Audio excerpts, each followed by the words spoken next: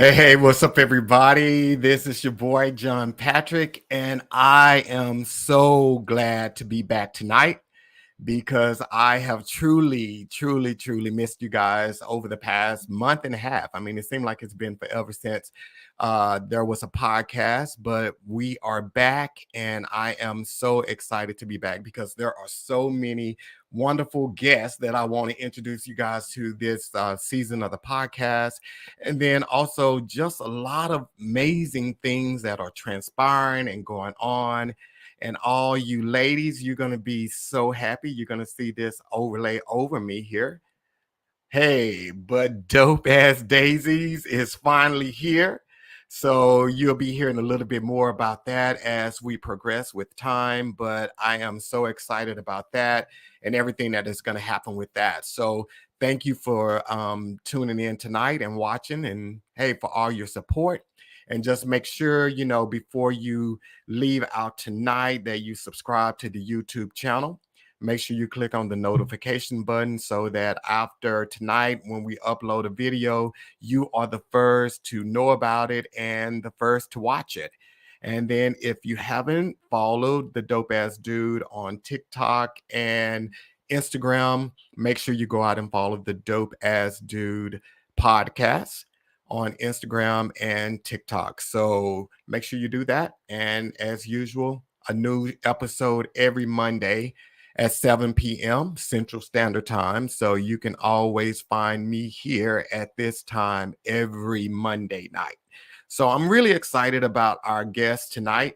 I met this fella on LinkedIn, and in just chatting with him just a few minutes ago, I am big on divine connections. You've heard me say that a lot, and I believe that God brings people into your life for reasons that you don't know. A lot of times, the initial thing you think they are there for is really not it. That is just the connecting point. But later in life, at least for me, God always revealed that things were much bigger than what I thought. This guy, he is an author, he is a business owner, and he is a genius in his own right. I mean, he's super smart. So I am really encouraged and excited to bring him out. So let's go ahead and get him on out here. What up, Brandon? Hey, what's going on, man? I was listening to your introduction. I was like, "Who is this guy he introduced me?" Oh The man, one and only Brandon Powell. That's who, man. You. man, I appreciate the invitation, man. I love your platform already because I appreciate the energy you bring. I'm so grateful for the invitation. Thank you. Yeah, exactly, man. And I am honored to have you here. And like I was sharing with them, we connected on LinkedIn. And it's funny, like I'm rarely ever on LinkedIn, but it was, we connected. And like you were saying earlier, the connection is for bigger reasons than just tonight. So I mean, man, when I heard that, I was like, God, that is confirmation that this is supposed to be. So you are you originally from Dallas? Born in Dallas, raised. It's like I was born here, and then my family, my mother at the time, immediately we transitioned to Houston. Got a lot of family on my mom's side from Houston, so growing up, I bounced from Houston to Little Rock, Arkansas. Then we finally came back to the Dallas Metroplex in 1999. So I grew up telling people or thinking in my head that we had all these houses when the whole time all we were doing renting. So I was like, oh, I thought we was rich. Hey man, that's the beauty of being a kid. You Exactly. just appreciate your surroundings. You don't know where it come from, how they got it. You just love it. Yeah, ignorance is bliss. Yes, sir. Yes, sir. So okay, so then, and you're married and you have kids, right? No, no, No no. kids, not yet. So I just have a stepdaughter through marriage, but she's grown. So when we hooked up, it was already understood. We don't have to worry about that. Yeah, Nice, yeah. I have a nice. beautiful wife, and so I'm at a stage where I really enjoy spending that time with my nieces and nephews. I love on them real hard.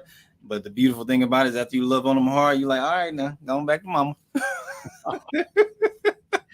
Same here, man. I have, and people are always blown away when I say this, but I have like over 30 nieces and nephews, right? There's a reason for that. Yeah, I'm pretty impressed with that. Yeah.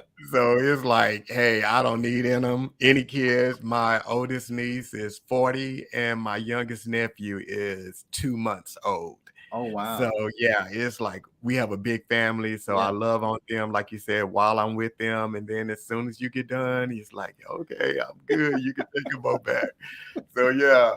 So okay, so and then also you're an author. You're an author, and I definitely want to talk about the art of business. I know that is your fifth book. I just found that out, but that's your fifth book, and you're working on book six. So tell us a little bit about the art of business. And So the art of business came as a result of bumping my head for years and not wanting my clients to experience the same thing.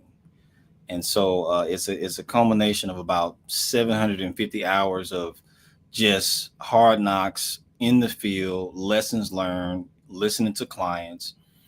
And a lot of times, clients and people will tell you things without telling you if you listen through the things that they're concerned about, the things that they get excited about. And so, um, naturally, as a teacher and things like that, I just wanted to put it down in writing. I don't like learning things that I can't um, duplicate or empower others. It's just a waste to me. Why did I learn it if I can't give it to somebody else? And so that's what that book is about. It's specifically for entrepreneurs who want actionable things. Every single page is dedicated to people who need something that week, that day, that moment that could impact their business. And so it's not really uh, full of theory, so to speak. It's things that had I not conveyed those things well, I wouldn't have been compensated. And so I made sure to put things in there that actually have been tried and tested. so, how did you, and this is all going to tie back to the book. So, how did you get started, like as an entrepreneur? How did you? Because a lot of people want to know. They have all of these brilliant ideas. I mean, a lot of people are sitting on some amazing things, but they just don't know how to get started. So, what's your story? Man, I think I got thrust in. There's certain things about entrepreneurship that's connected to leadership, and so I have to tie that to it. Oldest of five, grew up, never actually met my father, never saw him, and so I was thrust into leadership as the oldest, and I had two younger brothers and two younger sisters, and I was thrust into leadership, and I didn't want it. I just wanted to be a kid. And so what that did for me, it went from the trauma of that to then it became a skill. I kind of got comfortable with the chaos of being in leadership and having to be an example. And so when it came to entrepreneurship, I remember being in college. I went to a community college initially, and I didn't know that I was behaving like an entrepreneur, but I was adopting some leadership skills, and a few people kind of took interest in me and was supporting me and speaking life into me. And one of the counselors, she was like, "Brandon, you're an entrepreneur," and I smiled, but I had no idea what she was talking about. I didn't know what the concept of entrepreneur meant, not at that time. And I kind of explored it later. And what got me into it was my passion for serving others. And so it started with me exploring entrepreneurship. What does that actually mean? And then I started filling orders for T-shirts. You know, everybody want to get into the T-shirt business, and so I got into it from that standpoint and taking orders for churches that wanted shirts. And then I had a graphic designer at the time who would fulfill the orders on the back end on the design part. And so fast forward, I ended up going back to school, getting a certification for graphic design because I've always liked to draw. And it was like I started realizing a lot of these skills, what I call dormant skills, were in me that I had been blessed to utilize. I just didn't even make the connection. And so I had to do for myself first what I started doing for my clients is like, what are the things you already been having in you that you can use? And so that journey has been over 16 years now. And so whatever polished look I have now, man, this stuff was raggedy, toe up, didn't know what I was doing. And I still don't know what I'm doing. I'm still figuring it out, but I'm enjoying it along the way. Wow. Wow. So yeah, I mean, so it's like a natural leadership. You just pretty much possess those skills. Would you say that? Leadership is a thing that you have, but you don't have. You never reach it. it was scary being the oldest of five and trying to adopt those responsibilities. But I've kind of gotten a little bit more accustomed to it. It's kind of like being a person who's around a lot of adversity. You don't wish that you get to the point where you don't worry about the adversity leaving. You just get more comfortable navigating around it. And I think that's just life, period. Yeah. And so I think there is a correlation between leadership and entrepreneurship. It's hard to be a good entrepreneur for the long run if you don't have some stick to itiveness, some leadership skills. Um, but again, it's I'm ever learning. I'm ever learning to be a better leader, to be a better man, and be a better person. And the journey has been. I've grown so much, and still looking forward to grow as a result. Mm. So on that, do you think, because a lot of people are visionaries, so I mean, they're given visions, but they don't know how to implement it. They don't know how to bring it to, manifest it. So how do you suggest someone who is a visionary, they've been given a concept, but what steps should they take if they are not the one that can actually bring it to life? What would you suggest they do? Um, to be quite honest, a lot of the people and clients that I meet are very, very gifted, very gifted. They have great vision, and to oversimplify it, I just will call it ideas. A lot of the people that I know and meet, man, they're flooded with ideas. And what's interesting about your question is I just posted a reel on Instagram on my page about the struggle of having too many ideas and not knowing how to implement them. It's like, I got this idea. I used to joke with a client I would meet it with once a week based on our program we were doing. Every time I met with her, and if she's listening, she know who I'm talking about. She would have she would have 2 or 3 new ideas for a business. So she was flooded with vision and ideas. She was super, and all of them were great. And so what it taught me is that I'm not going to make a client feel bad for being gifted. I don't think that's the solution.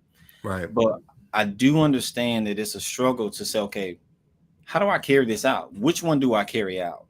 And so the concept that I learned um, is what I call the crock pot, the oven, and the skillet. What that simply means is it's a process for when you implement and execute your ideas. Not every idea that you have that feels powerful is meant to be implemented to the fullest extent every single time.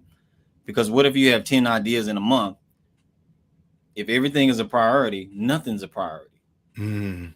And so what I realized is that through that struggle, that tug of war, I know that there's nothing wrong with this, but how do you help a client who's flooded with this? And me too. I had to struggle with that and still do. Um, the skillet, it represents a stove. A stove has 4 burners. It's a representation of capacity, and it's meant that you process faster. So those ideas, from a metaphor standpoint, you're going to process within 2 weeks or less. You give attention to that immediately. But typically, what happens is when we have all the stuff on the stove already, Yeah. that don't mean we don't have new ideas. We still have more ideas coming while we're focused on what's already cooking. Where do we put those ideas? Well, you put them in the next phase, the oven. The oven cooks slower. A stove cooks much faster. It's meant to, but it also means you got to give attention to that stuff. Mm. You ever been cooking and listening to music and taking care of kids and doing multiple things? All of a sudden you smelling smoke and that pork chop and that steak that was tenderized and you didn't season. Now it's tartar, or it's overly burned. Not tartar, but it's opposite of tartar. It's It's burnt. blackened. Yeah. It's because we fail to give attention to that. Well, what does that look like from a business standpoint? What does burnt look like from a business standpoint? It means fatigue, exhaustion. You don't have no more energy for it because you couldn't give attention to it because you were doing other things. So then the oven is meant to be a process a little bit slower. So you give yourself 3 to 6 weeks. From a practical standpoint, you got stuff on the stove already, on the actual burners. New idea hits you. What does that look like? Because it got to be practical. What's today? Today's Monday. That means, ooh, ideas hit me. Just write that thing down. Maybe research it for an hour. Get that passion. Don't deny it. Research it for an hour, but don't research it for 3 weeks in a row, because now you got other stuff on the stove. The beautiful thing about writing things down is that you give the opportunity to take it from your head and put it somewhere permanent. And so that's what I recommend: the skillet, then the oven. Now there's some things that will still come. Even the oven has capacity. You may fill up that oven. So then it's the third phase, the crock pot. Most of us do not like cooking in a crock pot because it takes too long. If my family invite me over and I know the only thing they're using to cook is crock pots, they say be over there too. I ain't gonna show up till 6. Is that food? What we gonna do? You gonna send me to the store to go get some more ketchup, some more ranch? You gonna send me on errands because that food's gonna take forever to cook. Right. Yeah. But if you show up after it's done, you know that thing, man, it's gonna be falling off the bone. It's gonna taste good. So what does that mean from a business standpoint? Those ideas, instead of trying to put it in the oven or the skillet, put it in the crock pot. That means it's gonna rest for a minute for 4 to 6 months. Now, you say, well, I don't have that much time to be waiting on ideas. No, it's not about that. It's about you giving yourself permission to focus on the stuff that you already are cooking. And guess what? If you get done with what's on the skillet, those 4 burners, and you done processing those ideas, it's a conveyor belt. Move what was in the oven to the skillet, and move what was in the crock pot to the oven. So it's not about permanently separating ideas and never giving attention to them. It's giving yourself permission to prioritize and not feel bad about ideas, because most people I know that are small business owners, man, they have ideas all the time. Yeah. Just meeting people, networking all the time. It happens. So that's what I'd recommend. Yeah. Now, one thing I did like that you said earlier, and I want to know what you feel, how important you think this is. You said your first business was a t-shirt company. So you went back, you learned graphic design. So you equipped yourself with the knowledge, but then you hired someone to do the work. How important is it, because a lot of times people have visions, but we never put the time and effort to learn what their business is. So if it is a t-shirt, we never equipped ourselves with the knowledge of graphic design. We don't even get on the computer, try to figure it out. We'll just outsource that to someone. How important is it for you to know not every aspect, but a lot of, or the majority of the aspects of your business that it takes to make it happen? It's a good question. I don't know if it's important for a person to know every aspect. I think they should know enough to hold others accountable. I think they should know enough to hold others accountable. Um, and you have to forgive me because I get excited and I get to overly explaining because it's my interest to try to really educate. And even to your earlier point about the vision and implementing it, you got to get started. You got to make sure you get started and process it as quickly as you can. But to your second question, there's 3 phases that you can choose. You can choose to implement, outsource, or resource. When I was starting off and doing the t-shirt company, I wasn't physically pressing the shirts. I had a company that was doing it. And I just really was very zealous. I mean, I didn't know what I was doing. I just jumped out. I was pure zeal, and the opportunity came. Graphic design, I didn't know how to do, but I would talk to the client. And what I noticed was the better I got at understanding and asking questions to the client, the better I made it easier for the graphic designer. And so I started realizing, okay, I can make this easier for everybody. But I chose to implement graphic design because I realized it's connected to a skill I already had. I love drawing as a kid. So you got to decide, what are your skills? If you're going to decide to implement something, is that something you have the time to do and you want to do? Because you can't implement everything. Otherwise, you'll bottleneck yourself, every single time. And so the second phase is outsource.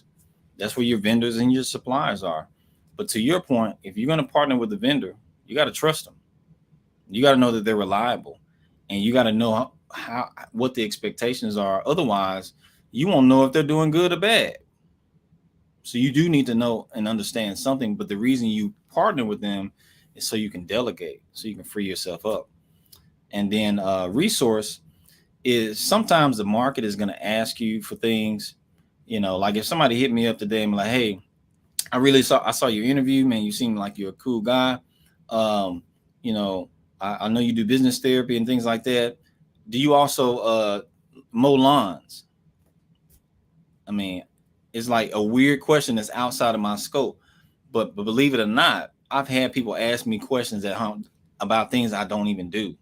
But what I learned about it is they are drawn to the person, and so what they're saying is, I'd love to work with you in some kind of way, if possible. So what I learned to do with those people, it's a resource. I don't mow lawns, I don't watch kids, I don't do that kind of stuff. But I do know a guy, I do know another business that I can connect you to. So even though I don't do it, I'm still a resource. And they still end up appreciating my company because I've still helped them. As long as who I connect them to does their job, they'll still think highly of me.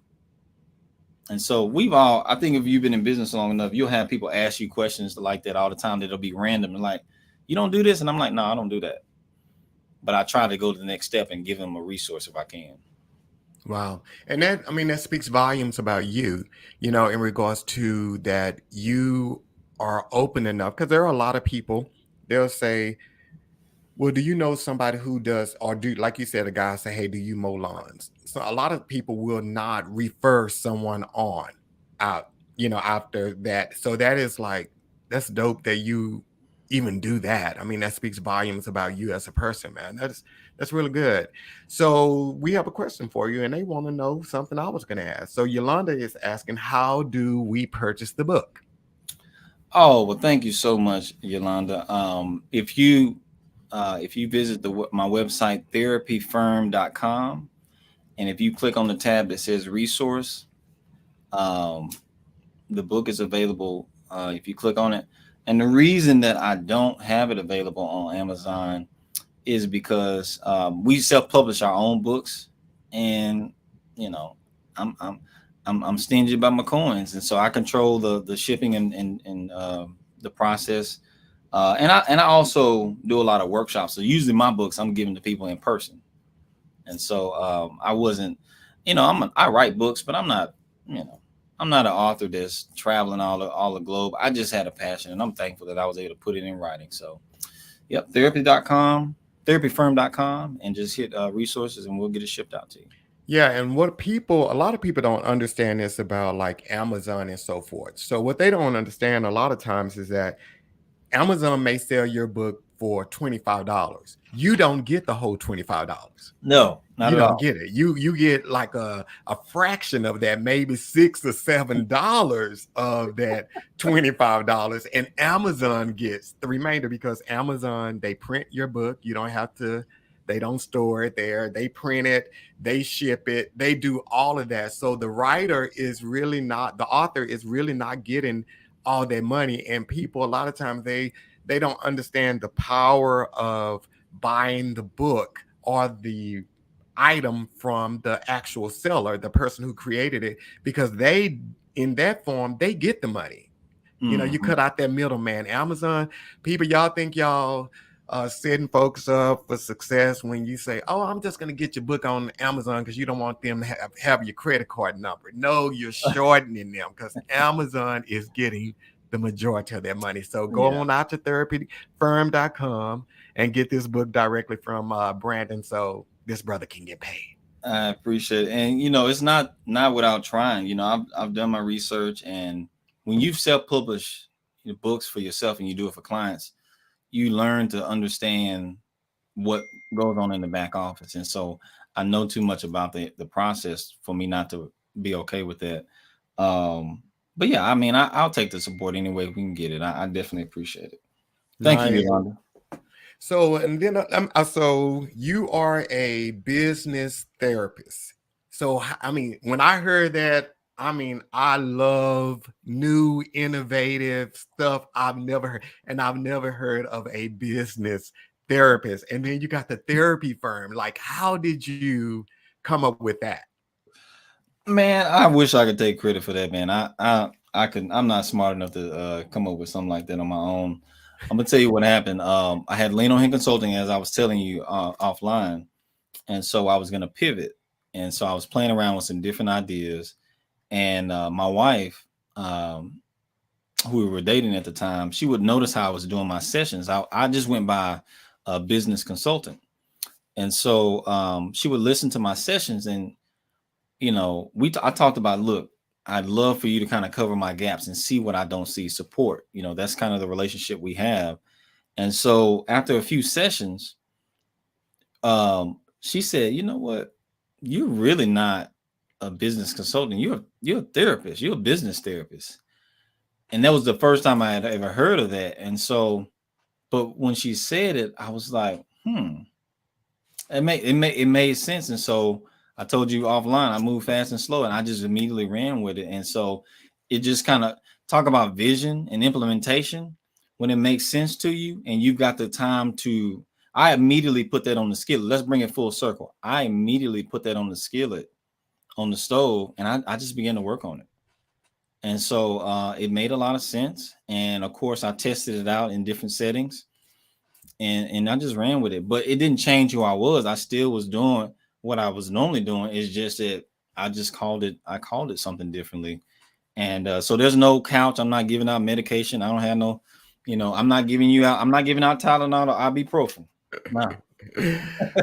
Well, Mrs. Powell, you are the creative genius. I gave Brandon the credit earlier. It's you, because when I heard business therapy, therapist and therapy firm, dude, no lie. I mean, I love that type of creativity. It's just amazing. So we have another question for you already. So the question is, when should one expect to make a profit after starting a business? Is there a time frame or? That's a great question. I'll start out by giving you a generic answer, and I'll try to get more specific. It really depends on how much you're investing, because profit is based on how much your expenses are and how long it takes for you to recover. So if you only invest $1, I'm just follow the example. If you only invest $1, and all of a sudden your first client you make, $50, well, you obviously didn't take long to make a profit. But most of us, to really answer that question, we've got to identify what are all of our expenses to get started. If we lay out what all it's going to take to get started, even if you can't list everything, just list out as much as you can. Is it a product that you're offering? Is it a service? And so that's more of a generic answer, but let me give you a specific answer. And if I get a chance to talk with you offline, I'd love to kind of dig deeper. I would say to get a profit, you really probably can get a profit consistently within about a year or less. Let me say about 9 months to a year. But I really encourage people to think from the mindset of expect success and move accordingly. And so if my goal is to just make a profit, then cool. If that happens in the first 30 days, but really when I'm with clients, I ask them how much money do they want to make in 12 months? And I don't let it become a generic number. Give me the number. Is it 50,000? Is it 100? And so they give me that number. And what I do is I reverse engineer it. The day they ask me, what's today? Today's December the 5th. And I say, okay, by December 5th of next year, specifically. And so if you divide that by, if it's 100,000, you divide it by 12 months in a year, and you divide it by 4 because it's 4 weeks in a month on average. And then we look at that number weekly, monthly, and then that'll tell me what I need to be doing, because every week that's accountability. And so I now am moving forward to support you. So this question, one should expect a profit from starting a business? First thing I got to ask is how much money you want in the next 12 months? Because all I'm going to do is get very specific, because this isn't to me, it isn't just about when you're going to make a profit. It's really how I'm going to thrive and sustain myself. And if you got a part-time job, when can I transition? All those things are really connected to that to me. So if you got a follow up, I love to tackle it. Hopefully I help by answering that. Nice. Yeah, I mean, I loved how you said, I think a lot of times when we get the vision that we want to start a business, a lot of people never sit down and do the cost analysis. How much is it going to cost to actually bring this to life? And then what profit am I trying to make from it? So with the t-shirt, you have to do your research. You just can't say, "Oh, I'm gonna start a t-shirt company." You need a press machine. You need all of that. How much are t-shirts going to cost? All of that type of stuff. And a lot of times people do not do that. So how important, well, we know it's very, is it super important by the time they come to you for advice that they have a budget and they've already done a cost analysis? Is that important before they come to you, or is that something you help them with? Oh, to me, it doesn't matter. It doesn't matter what stage they come to me at. I'll tell you the kind of clients that typically are drawn. We're drawn to each other from the service provider to client. Typically, the people I'm working with, they're serious. They're serious about their vision, regardless of the stage, whether they just started 2 days ago or they've been in business for 20 years. And they kind of have this mindset like, I'm going to figure it out. It may take me a minute, but they're kind of determined. And so all I do is I say, okay, I'll be a third party resource. I'll be a support system to accelerate what you were going to get done anyway. And so if they come to me and they just started their business and I'm talking with them, I'm like, man, this person seems serious and they seem gifted at what they do. I'll say, okay, tell me about your vision and then let's fill in the gaps. So they don't have to have all this business plan stuff. Because first of all, when people transition from a job or they've been having a passion on their mind, they're thinking about what I call the isolated skill set. If I'm a mechanic and I've been working for a maintenance shop, I got real good at it. I gave ideas to the boss. They ignored me the whole time, and I'm ready to start my own thing. But what they're focused on is I know how to work on cars, and they're good at it. The Yeah. difference is once they start opening that business, they get surprised because they go from an isolated skill to now they got to realize I got to be HR, I got to do marketing, I got to do collections. And that's really the surprise that most entrepreneurs go through is that they realize they got to manage all those other things. And so I don't really care what stage they come to me at because I'm interested in supporting. But what I'll try to do is let them know based on where they are, what does the roadmap look like for you? And I'm not going to know that until I get to know them, and I'm always going to be interested. Nice, nice. So we have another question here for you. It's all, man, you hot tonight, dude. So Yolanda asked another question. Do you offer a consultation appointment prior to offering a full session? Yes, because you have supported my guy John Patrick this evening. I will offer a complimentary session. I will do that. Normally I don't. And I'll be honest with you. I really I'm a giver. So a lot of times if I believe in a person, I'll just I do a lot of things for the client. And so if you go to therapyfirm.com, schedule the consultation, fill out the form this evening or probably by 8 a.m. tomorrow, and use the promo code the business therapy firm TBTF 23. It's going to ask you for a promo code or at least mention in the comments that you know John, something to let me know that you affiliated with John because he invited me here. So I'll definitely do that. Oh, nice, man. Thank you, thank you, thank you. And then we have another question for you so far. Is attending vendor events important? How do you choose the right event to attend? I really appreciate that question, Tammy. And I hope that I can chat with you offline to learn more about this. So, is attending vendor events important? Yes. How do you choose the right event to attend? So, I would answer that by telling you this: you have to understand who your target audience is. And so, let me just give you an extreme example. If I go to 100 vendor events where my target audience is not there, I've wasted my time. If I go to 2 events where my target audience actually is there, I would have done more benefit to my business than going to 100 that the wrong people there. So it really begs the question is, how do I define who my right people are? And I'm gonna tell you what most people are thinking about when I say this. They're like, but I want to serve everybody. I don't want to leave nobody out. I want to make money with everybody. This isn't about favoritism. This is about maximizing your time. And so I have a whole process where I explain all that, but it really is, it is important to go to vending events where your target audience will be. And that's how you choose the right events. And so if you were to go to a site and you think about who you normally serve, pay attention to who's going to be there. Pay attention to how many people is going to be there. Pay attention to what side of town it's on. Pay attention to the dress code. Pay attention to the reviews. Because when you're a vendor, I'm assuming you're asking this as a vendor. If you go to this event, you want to learn the hospitality of how the host treats vendors.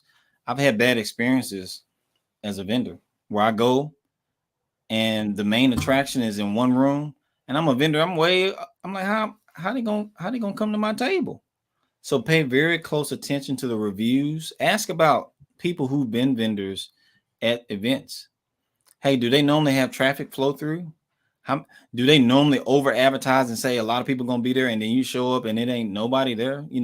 Ask those kind of questions. And so um what you'll notice about me is if I'm having a session with a client, I'll take the time to learn about these things. And if we create a curriculum, which we have, we'll address these kind of things to make sure that you show up to the right vending events, and you're maximizing your time. Wow. Wow. Wow. So another question for you, Brandon. What are your thoughts on pop-up shows? Pop-up shops I think is good.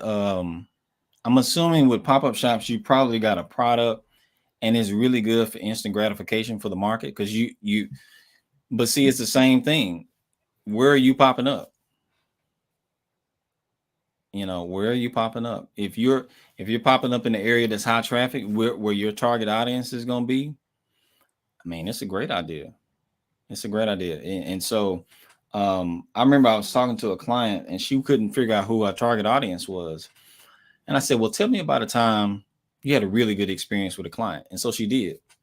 Long story short, we figured out from that experience she already had, we figured out who our target audience was. And then I said, okay, take that description you just gave me. Tell me about the ethnicity of this person, their financial status, where they normally shop, where they normally live. And I said, well, currently, have you been going to places where those kind of people are? She said, no. So if it's a pop-up shop, you vending, whatever, if it's a conference, symposium, what we need to do typically is get clarity before we start creating the marketing material and start executing.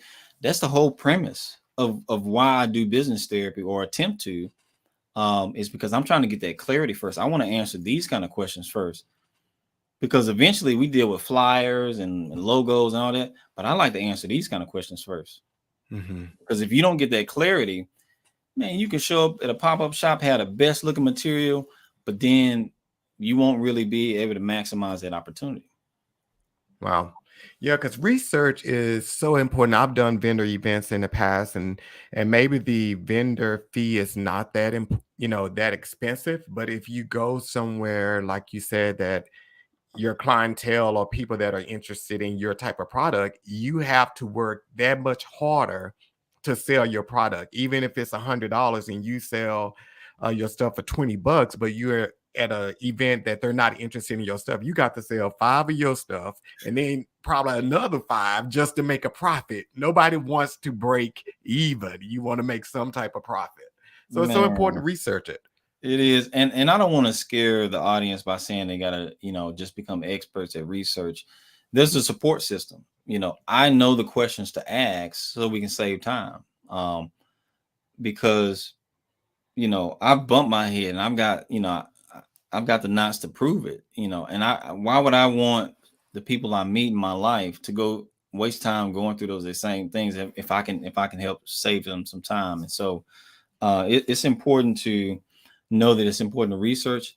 But I've also met clients who they plan to get started, but because they keep learning new things that they didn't know, it paralyzes them. And I don't want you to be paralyzed, but I also don't want you to not, be so zealous that you don't really take the time to look into anything. So what's the balance? The balance is getting a third party resource that says, you know what, um, you know what it's like? It's like if you were going to run full speed in a dark room.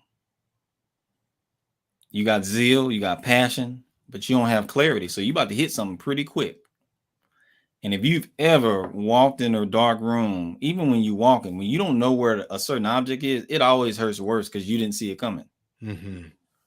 And so with business owners, it's the same. You get a support system where they say, okay, here's a good clear pathway. Press the gas as hard as you want. And it's nothing like knowing you can press the gas and go full throttle with your passion because you got clarity. So these kind of questions are good because it's not about not doing it or doing it. It's about getting that clarity first. Wow. So, what are some common branding and marketing mistakes? So, we already know the first mistake they make, and that's not contacting the therapy firm. So, that's the first mistake you made. So, we'll take that one off the list. We won't let Brandon say it. I'm going to say first mistake, you didn't contact the therapy firm. So, what are Yeah, yeah. common branding and marketing mistakes people make? Oh man. So I'm gonna give a disclaimer by saying this. Most of the clients that have branding and marketing mistakes is not because they're not gifted. If you cook barbecue, it's not an indictment on your ability to cook barbecue if your branding and marketing isn't in place. That's just not your specialty.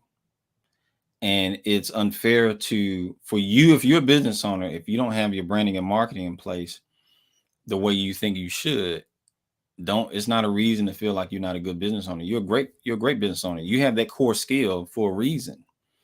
I could never do your core skill the way you do. And so common branding marketing mistakes, um, logos, business cards. I'm gonna throw out a couple of terms to the audience. And if you're in the comments, you can tell me if you've ever heard of this or if you listen to this later and we talk about it, let me know. So for one, most of the time when a logo is created for a client, 70% of the time is usually done wrong. And by wrong, I mean it's not going to perform and help make you money, get you the recognition you need, and it's not going to be versatile in the market. You're going to run into situations where there's not going to be the proper format and all this other kind of stuff. So logos typically are done wrong, and when they're done, the client gets the logo and they look at it on their phone and they're like, man, this looks great, I'm about to use it. Well, we usually give the client what's called a visual identity guide. And so when I say something like that, it's like, well, have you ever heard of that? Well, if you haven't, which 90% of people have never heard of something like that, what is that document? That document gives you your color codes, your fonts, the history, the origin of what that is. Then it tells you where to use your logo in different situations, again against light backgrounds, dark backgrounds, same color backgrounds, what logo to use in different situations. What it's doing is telling you gave birth to your baby. This is how you dress your baby in different situations. And nobody usually does that. They say, okay, here you're a baby, go figure it out. And you just happy. And you run into different situations where you don't realize that you're supposed to have this version, you're supposed to have that version. And we try to give it to them all at once. And so that's one of the mistakes. The other thing is the business cards. Typically, because if your logo is done wrong, then it's impacting everything else. So, and I'll address color codes. So what does color codes mean? If you're going to buy an office and set up a space and your colors in your logo are green and purple, for example, well, green and purple is generic. You need to know the exact color code of green and color code of purple. Why? Because you're going to get cards printed, flyers printed, t-shirts made, website made. And guess what? Those are 4 or 5 things I mentioned. Those vendors don't talk to each other. So what'll happen is you'll look up and you got 5 different shades of green, 6 different shades of purple, because every time you gave that logo, the vendor didn't care. They just guessed or they matched it as close as possible. And you have inconsistency across your branding. And if you open up an office and you don't even know the color codes, you looking at it like, oh, I think it matched this color. And you paint your wall to make it look nice and match. And you look up and it's inconsistent. So we give you the color codes to make sure that is consistent. You can control and and you really make a good impression on a vendor. And you ask them to print something for you, and you say, "Hey, here go my artwork, and here go the color codes." They're gonna look at you funny because they're gonna be like, "Oh, I can't take advantage of this client. She know what she's talking about, or he know what he's talking about." Wow. And so it makes a big difference. Wow. And you do logos, business cards, just putting it out there. You do all of that, right? That's a service that you provide. Mm-hmm. Yeah. So one-stop shop. So again, first common mistake is not contacting the therapy firm. Right there, you would already had your color scheme and everything right there. So Brandon, we have another question for you. All right. What would you tell someone who wants to start a business but doesn't know what they are passionate about? What should they do? I think this is a question that's dealing probably more with where I would probably need to sit down and just kind of learn. It may sound strange, but I need to learn their work history. I need to learn every single kind of job you've done in life. Because what I'll do is I'll listen for you, what's called your skill inventory. Because if you don't know what you should do, I'll look back through the old chapters of your life and I'll find out what you've been doing. And then I'll figure out how to tell you based on the different things you've done. Like, for example, if you worked in call centers and you did customer service and you did that well, that means you probably got some good composure, you got good hospitality, you got some good control. And so I'll listen to all those different things you've done. And then I'll say, okay, based on all these different things, I think you could do good in this or this or this. And we'll just lay out the options. And so the goal is you're going to notice a common thing. We want to get clarity. There's no way I can just look at a person and say, you know what, try this business. Because now I'm suggesting things to them based on what I like. But if I had a chance to talk to my 2 cents that's presenting this question, I'd be very curious about their work history. What kind of things have you done? Have you done construction? Have you done landscaping? What have you done? Because if a person is unsure what to do, but they're interested in starting a business, man, that's all I need. You're interested in starting a business? Okay, say less. Let's now talk about what your work history is, because I'm gonna pull out. Here's what I would say. People are always looking for business loans, but what they fail to realize, money's already hiding inside of them through their skills. Nice. Yeah. So I would imagine, I hadn't met my 2 cents, but you probably got at least $30,000 worth of skills that you can implement over the next 18 months. So if I came to you and I said, I'm not sure what I'm passionate about, but I want to be Bill Gates rich, what would you tell me? I'm gonna figure out what you've been doing. Look, I'm gonna figure out what kind of work you've been doing. You've been engineering, bro. I'm gonna figure out what you're doing. But you know what? I actually had somebody that I don't know if they were serious or not. I told you about how I'll do that principle where I say start with what you want and then work backwards. I was like, so how much money you want to make? I was talking to a client, and he said some ridiculous number. He was like 20 million. He was thinking that it was going to stop there for me. But when you take 20 million, you divide it by 12, and then you divide it by 4. After I got done doing those numbers, I said, okay, so by the end of this week, by Saturday, are you on schedule to make $488,000? What do you think his answer was? No. And you know what? No judgment. I'm okay with that. All I'm going to do is say, okay, by the following Saturday, because it's going to be carryover, right? You had a deficit, it's going to carry over. Let's figure out what skills, what things we need to do, because we can't set goals up here, but then put in action up down here. I'm objective. I don't care what your number is. All I'm going to do is try to match the action and activity to match what your number is. You could tell me you want to make $20 in a year.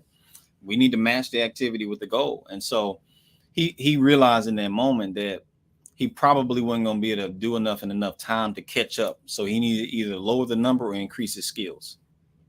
Wow. Wow. Okay. So, and I mean, man, time is just like really flying by. So, what are some tips for effective branding and marketing that you suggest? Number one, I'll say it for you. Number one is consult the therapy firm. That's the number one tip. Consult the therapy firm. So, there you go. So, you can go on now with number two. So tips for effective branding and marketing. I would say understanding marketing communicates a few things. Effective marketing. Um, if you look at a flyer or your business cards, it's going to do three things. It's going to inform, impress, and intrigue. That's what it should do. Inform means there's words on it. There's words on the information because I need to know what you do. But it can't only be words. Reason being, because if you've ever checked your mail and you get those what are those normally? The home insurance, the State Farm, those letters, where they're solicitation letters. As soon as you get them, what do we normally do with those letters? We open them up and we rip them up and we throw them away. Why? Because it's a bunch of information that we're not interested in. Now, you don't know if what was in that letter could have changed your life. We will never know because we're just not interested. So, but it needs to inform, but it can't only do that. It can't put just a bunch of words on your flyer because it's too crowded. I use a term where you need to give your eyes a chance to breathe. It needs to have space. So that's inform. Then it needs to impress. How do you impress? With images. So now you're taking words and images and blending it together. Now there's a good way to do that and there's a not so good, but that's the point. Inform and then impress. Then intrigue. Intrigue means, to me, I define it as curiosity that leads to action. So inform, impress, intrigue is what you're going to do to create effective marketing. Now, if you've got your logo in place, that's dealing with your branding and it's consistent and all those other things. That's what's going to help you be more effective. But if your cards are on the table amongst other cards, if it's doing those three things, you're more likely for someone to say, "Oh, what kind of business is that?" They'll at least pick it up. Now, I'm not going to guarantee that when we work together that everybody's going to be wanting to pick up your card. But what happens is if your branding and marketing is not in place, well, most people won't even pick it up. That's what I call inquire. If you can't even get someone to inquire and be curious, how are you going to convert them to a sale? So what my job is to get you to become more interesting enough to where they will at least inquire. Now, once they call you and do business with you, now I get to relax a little bit because now we get to see you shine because you already have that gift. You already know how to work on cars. You already know how to make barbecue. That's not my job. I'm doing the alley-oop. I just know that you going to do your part after I've done mine. So that would be a tip for effective branding and marketing. Make sure your stuff informs well, not over communicating, but enough to where we understand what you do. Impress, use quality, high resolution images that are sharp, that look nice, and then create intrigue, blending the images and words together well enough to where people are curious and they want to call you or visit your website or whatever the case may be. Wow. So, Brandon, let me say this because I know we live in this world now where social media is there. So everybody depends on social media for publicizing their stuff, not taking into consideration there are algorithms, Instagram and Facebook, they are only giving your information to so many people. How important is it? Like when we listen to you talk about what you do, you can articulate that like it's nothing. So let's take away from that social media and get to that face-to-face interaction.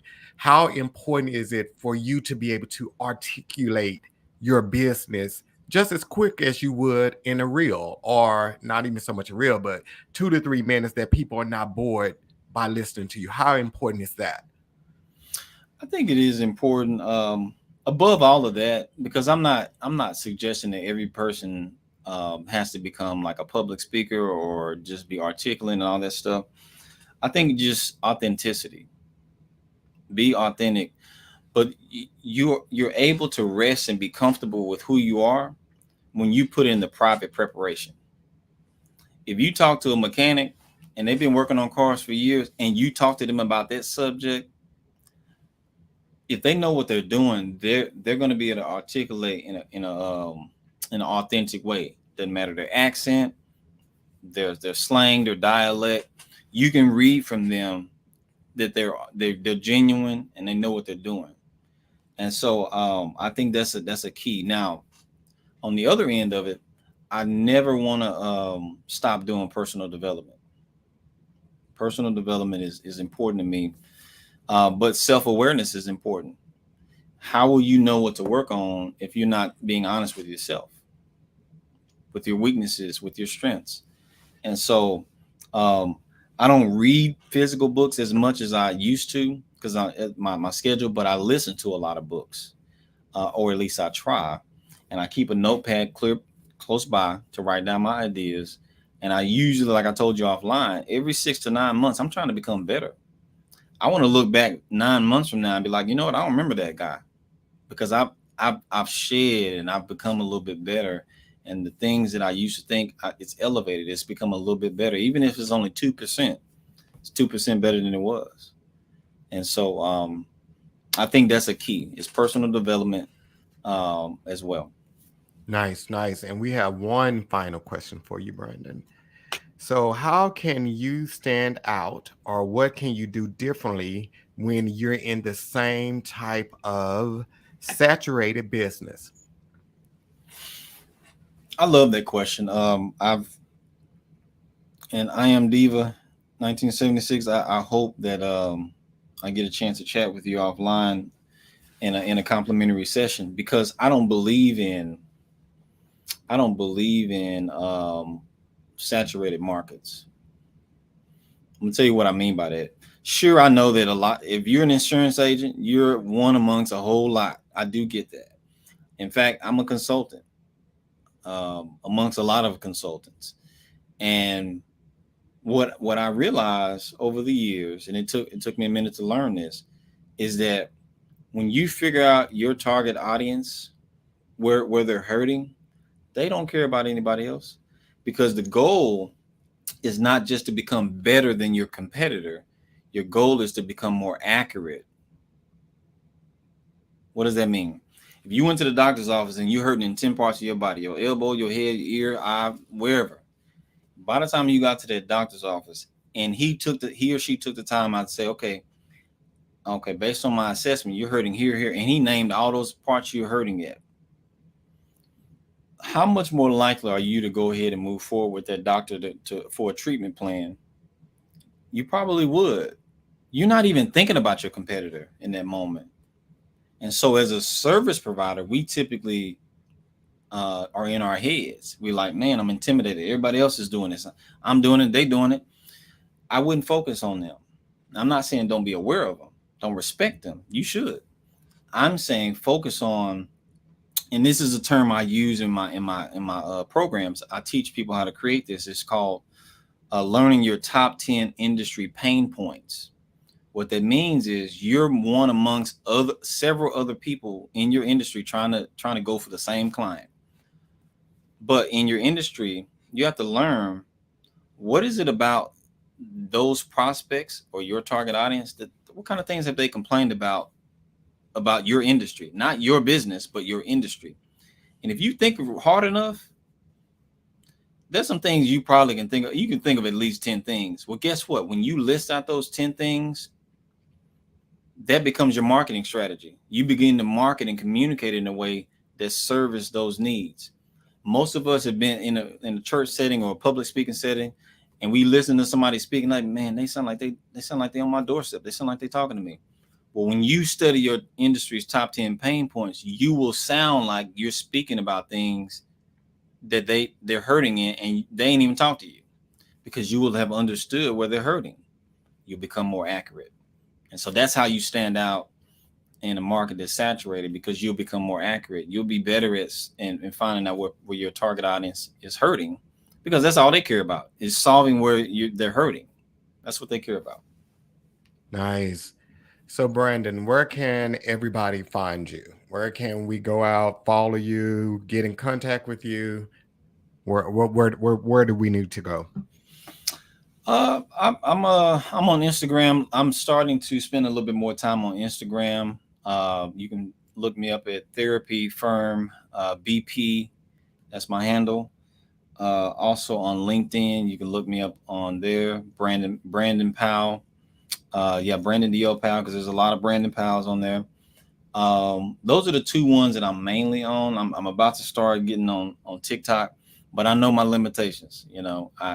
I've had a lot of great experiences on LinkedIn. Case in point, this evening, how we met, and so those are the two you can find me on. Or you can just, in fact, you can shoot me a text. I give my number out because I'm interested in helping. 214-532-9972. Shoot me a text. Let me know uh, that you were a visitor for this evening, or you're watching this later and you want to support. I will make sure to do what I can to help out. What was that number again, Brandon? 214-532-9972. Okay. And do you have an email you wanted to give or any? Absolutely, absolutely. They can reach me at brandon@therapyfirm.com. Yes, sir. Nice, nice. So, Brandon, what final words do you have for everybody tonight? Other than don't make the common mistake, not contact the therapy firm and follow the number one tip, contact the therapy firm. Final words, I would say you can do it, regardless of what you've been thinking about, that business idea. And this is at every phase. If you've been in business for 20 years and if things are going well at one point and now it's not, you still can do it. What I've learned is that people that are gifted, what ends up getting taken away from them is not having good branding and marketing, because what it does is it prevents people from really getting to see how great you are. And so I would say you can do it, and don't get deceived. If you're gifted and you're skilled at what you do, don't let anybody tell you that you can't run a business successfully. What's missing probably is just good branding and marketing. It's not that you're not gifted. If you know how to work on cars, you know how to do that when you was working for somebody. You still know how to do that. You just might be spread thin. That's not a reflection on whether or not you can have a successful business. You just need to have some time to delegate some things, and shine as bright as I know you can. So I believe in you. Look forward to supporting you. Please make sure to use that promo code TB TF23, and we'll make sure to honor a complimentary session, and we'll give that what I call that first cousin discount.